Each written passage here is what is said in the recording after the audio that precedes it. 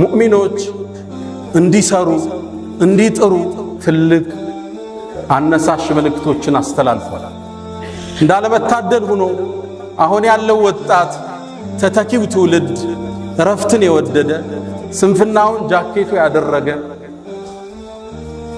በተስፋ መኖርን ቲሸርቱ ያደረገ ተተኪ ትውልድ ማየት አስደንጋጭ ክስተት ሆኗል።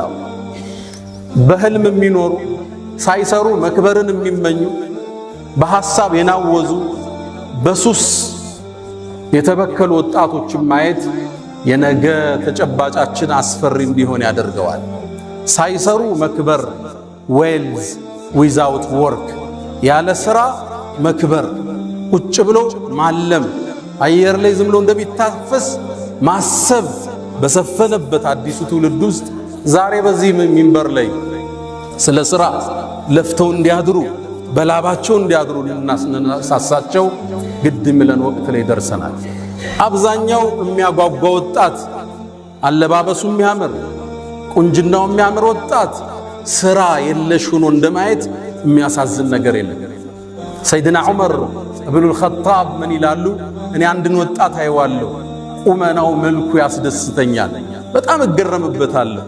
ከዛም ሥራ የለውም ሲባል ካይኔ ወድቃል ወጣት አለ። በጣም ሙሉ ኃይል ያላቸው የሚያምሩ ወጣቶች ያለ ሥራ እነሱን ከማየት ሱስ ውስጥ ከማየት በላይ ለዚህ ኡማ የወደፊት አደጋ የለም። ወጣቱ በላቡ እንዲያድር በተስፋ የሚቆረጥ ነገር እንደሌለ እንዲያቅ ልናስታውሰው ግድ ይለናል። እስልምና እንደምታውቁት ሥራን የቀደሰ ሃይማኖት ነው። ሰርቶ ማደርን እንደ ዒባዳ የጻፈ ዲን ነው እስልምና ማለት። ነቢዩ ዓለይሂ ሰላቱ ወሰላም አንድ ሰው ጣፋጭ ምግብ ጥሩ ምግብ አይመገብም ከእጁ የሰራው ቢሆን እንጂ ይላል። ሚቅዳም ባወሩት ሐዲስ ላይ ቡኻሪ በተዘገበው ማ አከለ አሐዱን ጠዓመን ቀጡ ኸይረን ኢላ ሚን ዐመል የዲህ፣ አንድ ሰው ጥሩ ምግብ አልተመገበም በላቡ የበላው ቢሆን እንጂ። ሰርተህ ውጤታማ ሆነ በአቅምህ በተሰማራህበት የትኛውም ዘርፍ እሱን እንደ መብላት የሚያስደስት ነገር የለም። ነቢዩላህ ዳውድም አሉ ነቢዩ ዓለይሂ ሰላቱ ወሰላም አስከትለው እዚሁ ንግግራቸው ላይ ከእጁ ነበር የሚበላው ሰርቶ። ነቢይ ነው ንጉሥ ነው ዳውድ ማለት ግን አላህ ብረትን አግርቶለት ነበር። ያጣጥፈው ይቀጥለው ነበር። የጦር ማከላከያ ልምዶችን ይሰራ ነበር። ሰንዓተ ለቡሲን ለኩም ወአለና ለሁል ሐዲድ፣ ችሎታ ነበረው ብረትን አቅልጦ የመስራት።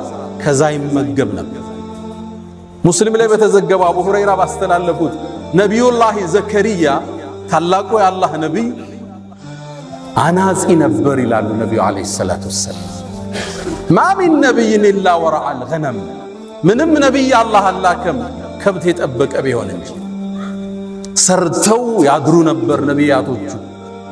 ለዛ ነው ለተከታዮቻቸው እኛ ምን ክፍያ ጠየቅናችሁ እንደሚሉ ክፍያ አልፈለጉ። አጀራቸው ከአላህ ነው። ዱንያን ሰርተው ያድራሉ፣ ዲኑን በነፃ ያከፋፍላል። እስልምና ስራን ትልቅ ቦታ የሰጠ ሃይማኖት። ቁርአን ላይ ሱረቱ ሙዘሚል ላይ አንድ ነገር እናገኛለን። መሳ ለመሳ ሁለት ትላልቅ ዒባዳዎችን አላህ ጠርቷል።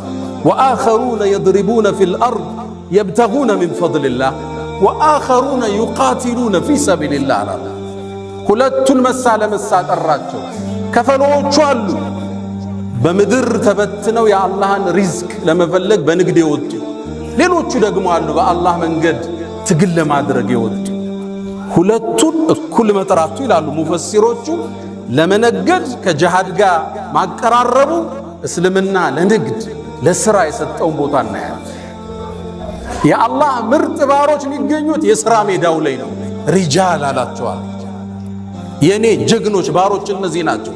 ላ ቱልሂህም ቲጃረቱን ወላ በይዑን አን ዚክሪላህ፣ የያዙት ቲጃራ የትኛውም ሥራ ወላ በይዑን መግዛትና መሸጥ አላህን ከማስታወስ ማያዘናጋቸው።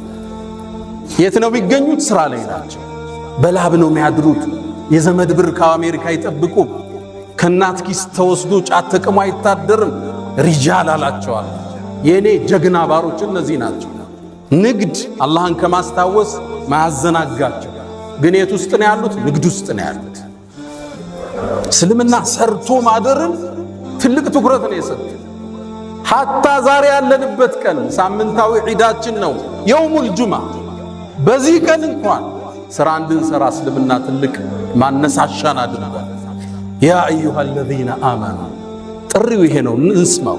እናንተ ያመናችሁ ምእመናኑ ኢዛ ኑድየ ሊሰላት ሚን የውሚል ጁምዓ፣ የጁምዓ ቀን ለሶላት ጥሪ ሲደረግ ወደ መስጂድ ነው አላለ። የት ውስጥ ነበሩ? ንግድ ውስጥ ነበሩ። ወዘሩል በይዕ፣ ንግዱን ለጊዜው አቁሙታል። ወደ መስጂድ ኑና አላህን አስታውሱ። ዛሊኩም ኸይሩን ለኩም ኢን ኩንቱም ተዕለሙን። ከዛስ መስጂድን ቆይ ፈኢዛ ቁድየት ሰላት፣ እቺ ፋዋ ትልቅ ትርጉም አለ። ፈንተሽሩ፣ አሁንም ፋዋ ትልቅ ትርጉም አለ። ልክ ሶላቱ ሲያልቅ ተበተኑ አለ። ወብተጉ ሚን ፈድሊላህ፣ የጌታችሁን ጸጋ ሰርታችሁ ፈልጉ። ወዝኩሩላህ ከሲረን፣ በስራችሁ ላይ ደግሞ አላህን አስታውሱ። ረዛቁ እሱ ነው። ወፊ ሰማይ ሪዝቁኩም፣ ምድር ላይ ሰበቡን ያለ ሪዝቁ ከላይ ነው የሚቆረጠው። ወዝኩሩላህ ከሲረን ለዓለኩም ቱፍሊሑን። የጁምዓ ቀን እንኳን እንድናርፍ ያልፈቀደ ዲን ነው ያለ። ስራ በላብ ማደር መልፋት የዲነል ኢስላም አርማው ነው። ይሄ ወጣት ቁጭ ብሎ እንዳያስብ፣ በህልም እንዳይዋልል፣ ድንገት ብር የሚገኝበት አለ ሲባል የኢሉሚኒቲ አባሉኝ 500 ሺህ ላገኝ ብሎ እንዳይሰክር እስልምና ያሰመረውን መንገድ ልንጠቁመው ግድ ይላል። በአቋራጭ መክበር የለም። ወጣቶች በአቋራጭ ለመክበር ሲስተም ውስጥ መኖር አለ። መንገዱ ላይ ያለ ስትማስን ፓስወርዱን ታገኘዋለህ፣ ያኔ ትዘላለህ። ማንኛውም ነጋዴ፣ ማንኛውም ሀብታም ለመሆን ሲስተም ውስጥ ያልፋል። ድንገት ይገጥማል፣ ትወጣለህ። ድንገት ግን ያለ ሥራ ትልቅ ብርን ብታገኝ ውጤታማ አይደለም። ልብ በሉ፣ አሜሪካ ውስጥ ሎተሪ ከደረሳቸው አብዛኛው ሰዎች ውስጥ አብዛኞቹ ያን ብር በዓመት አጠውታል። ሥራ የላቸው፣ እቅድ የላቸው፣ የዘረጉት ሲስተም የለም። የሆነ ሚሊዮን ብር መጣ፣ ምን ያድርጉት?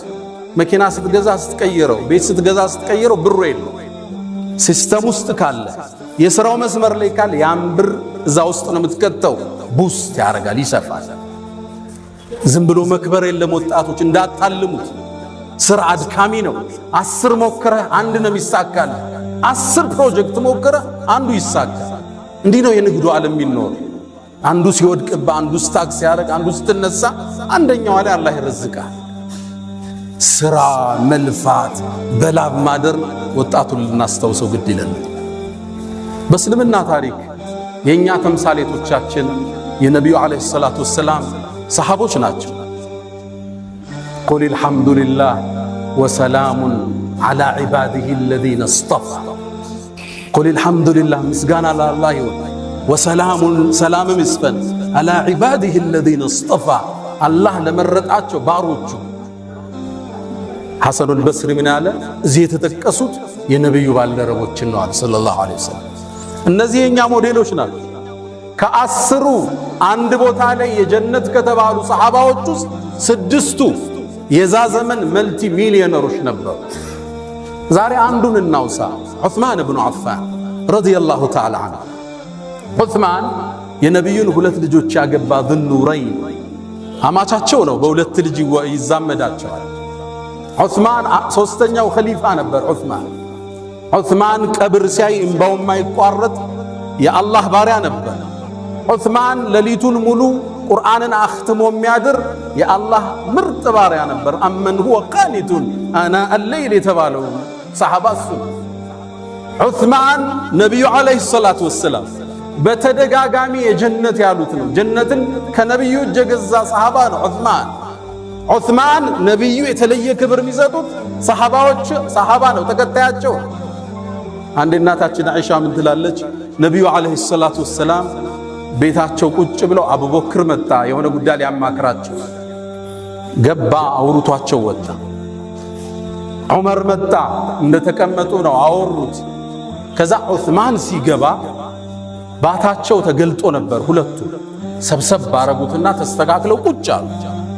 ወጣው ሲሄዱ እናታችን አይሻ ጠየቀች ረዲየላሁ ተዓላ ዐንሃ፣ የአላህ መልእክተኛ ለአቡበክርና ለዑመር ያላሳየውን ለዑስማን ምን ነው እንዲህ አይነት እንቅስቃሴ ያረካለቻቸው? ነቢዩ መሐመድ ሰለላሁ ዐለይሂ ወሰለም አላ አስተሕይ ሚመን ተስተሕይ ሚንሁል መላኢካ፣ መላእክት ከሚያፍሩት የአላህ ባሪያ እኔ አላፍርም እንዴ? አልጠነቀቅም? ዑስማን ማለት ይሄ ነው። ግን ደግሞ ተወዳዳሪ አሁን ድረስ ያልተደረሰበት ነጋዴ ነበር። የንግድ አቅሙ ትልቅ ነው። በአሁን ዘመን የሰይድና ዑስማንን ሀብት ወደ ዶላር ቀይረውታል። ስንት ትጠብቃላችሁ? 600 ቢሊዮን ዶላር ነበር የዑስማን ብን አፋን ሀብት። ገብቷችኋል? 600 ቢሊዮን። የሀገራችን ትልቁ ባለሀብት ሼህ መሐመድ አላሙዲን አላህ ይጠብቃቸው 9 ቢሊዮን ዶላር ንብረታቸው ተደምሮ 600 ቢሊዮን ዶላር እንዴት አመጣ? እንዴት አይነት የንግድ ሳይንሱን ቢያቀው ነው ዑስማን። በርግጥ እንደኔና እንዳንተ ሰሃባዎቹን ጠየቁት፣ መካ ላይ ሀብታም ነበርክ ጥለው መጣሃል፣ መዲና እንዴት ገብተህ ባለ ሀብቶን ካሏቸው ሰይድና ዑስማን 5 የንግድ ፕሪንሲፕል አስቀመጡ። ያውም ባለ ሀብቶች የሚጠቀሙት የመረህ ኩንቱ ኡዓልጃል 5ቱን ወጣቶች መዝግቡት። ኩንቱ ኡዓልጅ የንግድ ህጎቹን ተመልከቱ። ኩንቱ ኡዓልጅ ራሴ ስራውን ቀርቦ ነው ማኔጅ የሚያደርገው። ስራ ሙሉ ለሙሉ ለሰራተኛ አይሰጥም። እየሰፋብህ ሲሄድ ነው ደልጌት የምታደርገው ወደታች የምታሻግረው። አንተ መሸፈን የምትችለውን አንተ ነው መሸፈን ያለብህ። ሰው እጅ ላይ ስራ ይጣል፣ ሲበዛ ደግሞ ሰው እጅ ላይ መጣል ግዴታ ይላል። ትክክለኛ ሰውን ትክክለኛ ቦታ ታስቀምጠዋል። ኩንቱ ኡዓልጅ የስራውን ችግር ገብቼ እኔ ነው ለመፍታት የምጥረው። መሬት ሊቆምብህ ይችላል፣ ንግዱ ሊቆምብህ ይችላል። ሰራተኛ ብቻ አትልክም። ገብተህ እንደ ባለቤቱም ይፈታው የለም። ያወጣኸው እቅድ በትክክል መፈጸሙን መከታተል የባለቤቱ ኃላፊነት ነው። ያወጣኸው ፕላን አለ። የመጨረሻ የማኔጅመንት ፕሮሰሱ ኮንትሮሊንግ ነው። በትክክል በቅዱ መልክ ዷል መከታተል አለ። ኩንቱ ኡዓልጃል ስራውን ራሴ ነው የምገባበታል። ሲሰፋ ነው ለሰው የምትሰጥ። ወኡነሚ ያለ ስራው ያመጣልኝን ትርፍ ወደ ስራው መልሰዋል። ብዙ ሰው አይታችሁ ከሆነ አንድ ሞቅ ያለ ትርፍ ሲያገኝ ብሩን አውጥቶ ወይ መኪና ላይ ይጥለዋል ወይ ቤት ላይ ይጥለዋል። ስራው ገንዘብ ሲራብ ታየዋለ። ስራው እዛው ላይ ነው መመልሰው። ትንሽ አንስቼ ወኡነሚ አለ ዑስማን ብኑ አፋን። ሶስተኛ የንግድ መርሁ ላ አዝደሪ ሪብሃን አለ ትርፍን አላቃልል። በተገኘው ትርፍ ሽጠው ይወጣሉ። ሰይድና ዑስማን መርሃቸው ይሄ ነው። ትንሽ ነው ትርፉ እስኪጨምር ይቆይ አቋም የላቸው። ማገላበጥ ነው የዑስማን የንግድ ፕሪንሲፕላቸው። ስታስገላብጥ ጥሩ ገዢ ታገኛለህ፣ በትንሽ ትርፍ ትሸጥ። አዲስ ደንበኛ ታገኛለህ። ኦልድ ስቶክ ያስቀመጥከው ይወጣና አዲስ ትከታለህ። የዑስማን የንግድ መርህ በተገኘው ትርፍ ማገላበጥ ነው። በማገላበጥ ውስጥ ገንዘቡ ይንቀሳቀሳል፣ ንግዱ ይንቀሳቀሳል። አዳዲስ ደንበኛ ታገኛለህ። እነዛ እስኪጨምር ብሎ የያዙ ሰዎች እስኪሸጡ አንተ ጨርሰህ ወጣል። ቃል ለአዝደሪ ሪብሃን ትርፍን አላቃልም፣ የተገኘው መሸጥ። የዑስማን አራተኛ የንግድ መርሃቸው ላ አሽተሪ ሸይኸን ያረጀን አልገዛም ማለት። ማርኬቱ ላይ የጠገበ ማርኬት ይኖራል፣ እሱን አልገዛም። ከትንሽ ይገዙትና አፋፍተው ነው የሚሸጡት። አሊያም ደግሞ ጊዜ የወጣበት ለምሳሌ ክረምቱ ሲወጣ የክረምት ጃኬት አታመጣ። ብዙ ነጋዴ አይታችሁ ከሆነ ቴምር ይጭናል። ቴምሩ የሚደርሰው ግን ሮመዳን ከወጣ በኋላ አርጅቷል ማርኬቱ ማለት ነው። ብዙ ጊዜ ከሮመዳን በኋላ ይገባባቸውና አንዋር መስጂድ ላይ አንዳንድ ቆርቆሮ እያደረገ ይቸረችራል አይደል? ያለንበትን ነው የምነግራችሁ። ቴምር ያሰበ ሰው ወጣት እያለ ነው የሚያመጣው ረመዳን ሳይገባ። ላ አሽተሪ ሸይኸን ያረጀን አልገዛም። ገና ወጣት የሆነ አፍላ የሆነ ማህበረሰቡ የሚፈልገው አፋፍተው ሊሸጡት የሚችሉት ይሄ ዑስማን ብኑ አፋን የንግድ ሳይንስ ነው። አምስተኛ ወአጅዓሉ ረእስ ረእሰይን ንግድ ላይ አንድ ቦታ ብሬን አላፈሰም እበታት ነው። ለምሳሌ አንድ መሬት 2000 ካሬ 200 ሚሊዮን የሚሸጥ ከሆነ 1100 ሚሊዮን ሌላውን 1100 ሚሊዮን ከሁለት ድንገት አደጋ ቢገጥሙ ብር ታስሮ አይቀር። ለምሳሌ ሪል ስቴት ላይ ያሉ ሰዎች መሬት ይገዙና ያ መሬት መገንባት ሲጀምር ወይ መንግስት ያቆመዋል፣ የሆነ ጉዳይ ይኖርበታል፣ ወይ ወራሾቹ ይመጡና ያስቆመዋል። ብር ታስሮ ለዓመታት ሊቆም ይችላል። ወጣህ ማለት ነው ከማርኬት። ገንዘቦችን እከፋፍላቸው ነበራለን ንግዱ ላይ። ዘመኑ ኢኮኖሚስት የሚጠቀሙት የዑስማንን ህግ ነው። ዶንት ፑት ኦል ዩር ኤግስ ኢን ዋን ባስኬት፣ ሁሉን እንቁላልህን አንድ ባስኬት ላይ አታርጋሉ። መጡና ምነው የተወሰነው ቢሰበር ሌላው እጅ አለ፣ ትንቀሳቀሳለህ፣ ሰርቫይቭ ታረጋለህ። የተበደርከው ብድር ሊኖር ይችላል፣ ከዚህኛው ትከፍላለህ። ስራ አይቋረጥም ማለት ነው። እነዚህ አምስቶች የሰይድና ዑስማን ኢብኑ አፋን የንግድ መርሆች ነበሩ። የኛ አያቶች እኒ ናቸው የንግዱን ሳይንስ የሚያውቁ መልቲ ቢሊዮነሮች ነበሩ። ታዲያ ይሄን ብር ይዘው ከኋላ ኪስ አላስቀመጡትም፣ ለቀጣዩ ዓለም ሰርተውበት አለፉ። ዑስማን ምን ሰራበት አትሉኝም? አንድ ሁለቱ ልጥቀስላችኋል። አሁን ሳውዲ ስትሄዱ መዲና ላይ አንድን ህንፃ ታገኛላችሁ። የሰይድና ዑስማን ኢብኑ አፋን ፎቅ አለ፣ ህንፃ፣ ሆቴል። እንዴት ገነቡት? ካርታው በስማቸው ነው ያለው፣ መሬቱ በስማቸው ነው የተጻፈ። ባንክ ላይ አካውንት አላቸው፣ የአካውንቱ ስም ዑስማን ኢብኑ አፋን ይላል። 1400 ዓመት እንዴት አድርገው አመጡት? ነገሩ ወዲህ ነው። ነቢዩ ዓለይሂ ሰላቱ ወሰላም ሰሃቦቹን ይዘው ወደ መዲና ሲገቡ መዲና ላይ የሚጠቀሙበት ጣፋጭ ውሃ አለ፣ ቢዕሩ ሩማህ ይባላል። ይሄን ደግሞ የያዘው ባለቤቱ አንድ ይሁዳ ነው። ሰሃቦቹ በጣም ገቡ። ውሃ ለመጠጣት ትንሽ ሲቀዱ አንድ እፍኝ ቴምር ይከፍሉት ነበር። ሰሃቦቹ ደግሞ ስደተኛ ናቸው፣ ብር የላቸው። ነቢዩም ዓለይሂ ሰላቱ ወሰላም ሰለላሁ ዐላ ረሱሊላህ ይሄን ችግር ሲያዩ አንድ ጥሪ ያቀረቡ። ማን ነው ቢዕር ሩማን የሚገዛልን? ወለሁል ጀና፣ ጀነት ለሱ የሚሰጠው። ይሄን እድል ባለሀብት ያልፈዋል እንዴ?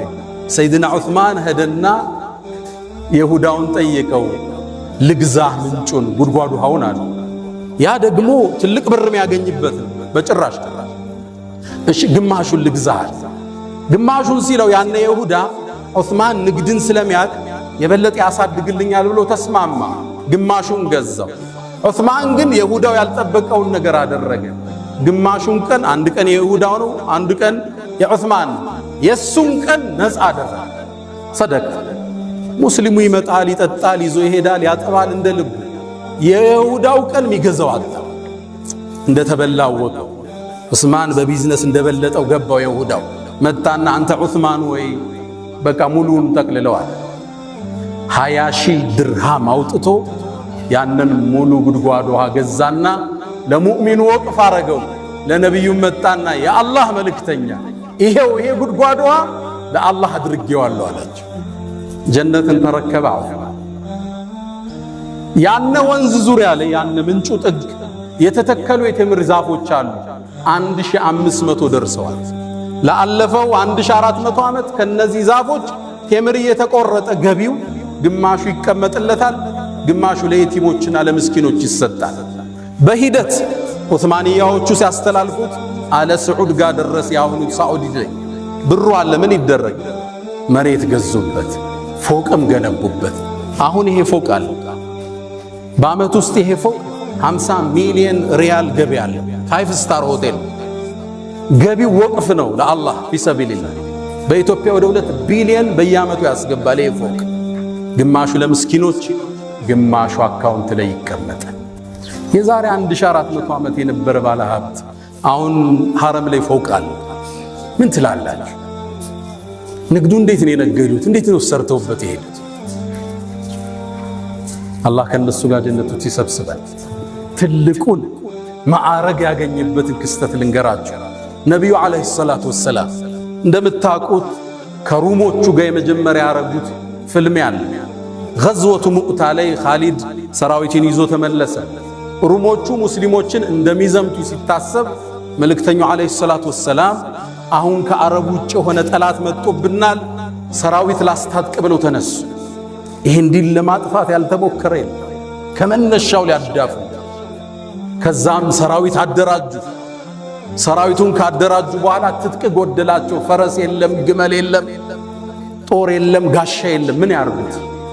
ሚንበራቸው ላይ ወጡና ምን ዩጀሂዙ ለና ጀይሽ አልዑስራ ሰራዊቱን ማን ነው የሚያስታጥቀው? እናንተ ባለሀብቶቹ ያለ። ወደ ተቡክ ለመሄድ 700 ኪሎ ሜትር ፊ ሐርን ሸዲድ ወሰፈሪን በዒድ ወዐዱውን ቀዊይን ዐኒድ ከባድ ተፋላሚ የሩም ጦር ነው ያለው። ሰፈሩ ሩቅ ነው፣ ፀሐይ ነው፣ መጓጓዣ ያስፈልጋል። ዑስማን ተነሳን የአላህ መልእክተኛ 100 አላቸው ግመል ቢአሕላሲሃ ወአክታቢሃ አላቸው። 100 ግመል አሕላስ ማለት ጀምዕ ሕልስን አሕላስ ማለት ለጦረኛ ሰይፉ፣ ጎራዴው፣ ጋሻው ሁሉ ነገሩ ትጥቁ አሕላስ ይባላል። አክታብ ማለት ደግሞ ይሄ ጦረኛ የሚመገበው ምግቦች ናቸው፣ ልብሱ፣ ምግቡ ምናምን። 100 ግመል ከነሙሉ ትጥቁ አላቸው። ልብ በሉ 100 መኪና ማለት ነው። 100 መኪና የሚሰጥ ባለ ሀብት አለ አሁን? እንዲህ ቆራጥ ይሆናል ለአኺራው የሚያሻግር። ነቢዩም ሰለላሁ ዐለይሂ ወሰለም አላሁመ ከዑስማን እኔ ወድጃለሁ አንተ ውደዳ። መረቀን ዑስማን የአላህ መልእክተኛ 100 ጨምሬያለሁ አለ።